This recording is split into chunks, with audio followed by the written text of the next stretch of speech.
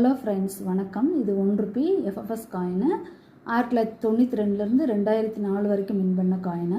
ஆக்சுவலாக பார்த்தீங்கன்னா இதில் சில இம்பார்ட்டண்ட்டான தகவல் இருக்குது ஃப்ரெண்ட்ஸ். என்ன அப்படின்னா 1992லேருந்து 94 வரைக்கும் உள்ள காயின்ஸ் வந்து ரீடட் எட்ஜஸ் மட்டும்தான் இருக்கும். அதே மாதிரி 1995, 96 2 இயரில் வந்து 2 எட்ஜஸும் இருக்கும். ஸ்மூத் எட்ஜும் இருக்கும், ரீடட் எட்ஜும் இருக்கும். 1997லேருந்து 2004 வரைக்கும் ஸ்மூத் எட்ஜு மட்டும்தான் இருக்கும்.